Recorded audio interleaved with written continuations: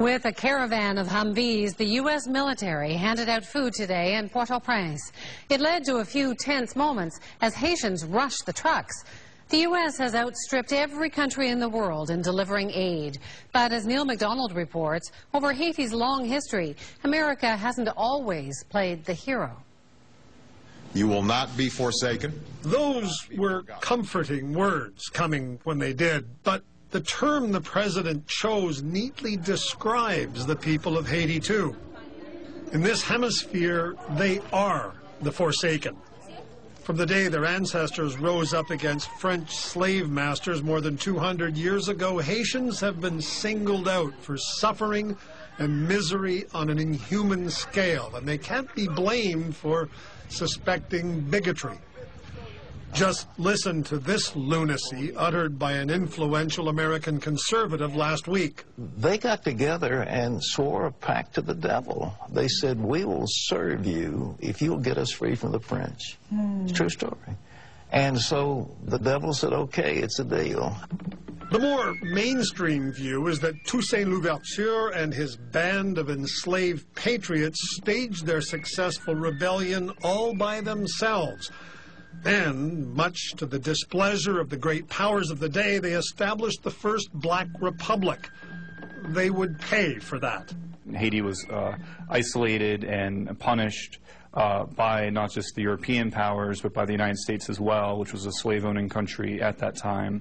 And the Haitians were actually asked to pay a 90 million franc indemnity to France in exchange for its independence.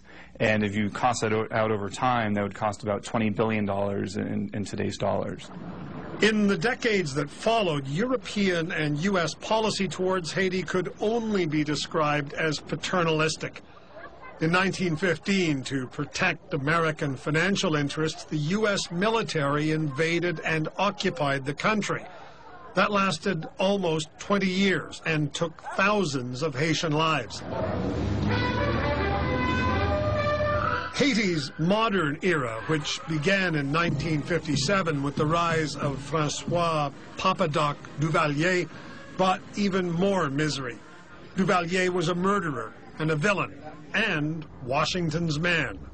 François Duvalier was seen as someone who was an opponent of communism, who really came much more from the right-wing side of the spectrum. And so for the next almost 30 years, the United States gave substantial support to the Duvalier regime.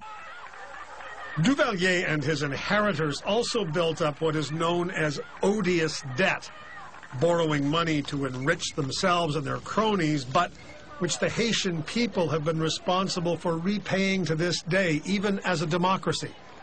As a result, you have a country where just keeping up on its debt payments alone have consumed a massive amount of the Haitian governmental budget. True, there has been some debt relief and some aid from organizations like the World Bank, but it too has come with a ruinous price. Haiti was forced to open its domestic markets to competition and to stop protecting its rice farmers, to pick just one example. Those farmers were forced to compete with rice producers from much richer nations, nations like the United States, which, incidentally, does protect and subsidize its farmers. Pretty unequal contest. Yeah, for the Haitian rice farmers, it was an extraordinarily unequal contest. The result was predictable. That has really created a situation where Haiti is now a country that basically can't feed itself.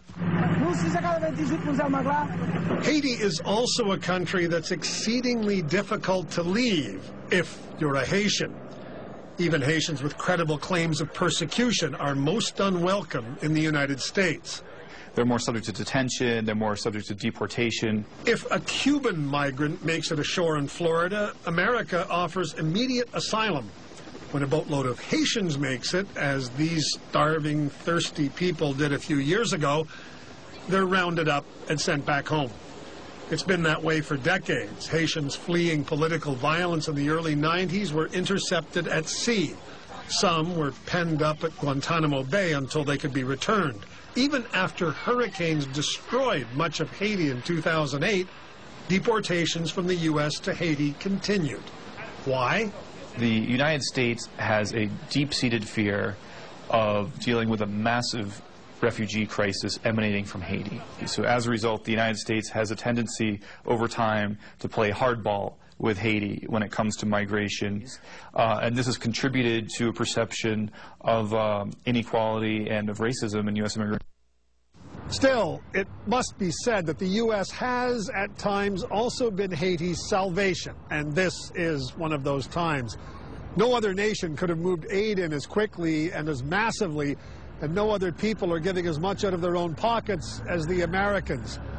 In fact, the U.S. just announced it is going to stop deporting Haitians to Haiti, at least for the next 18 months, and America is committed to help rebuild.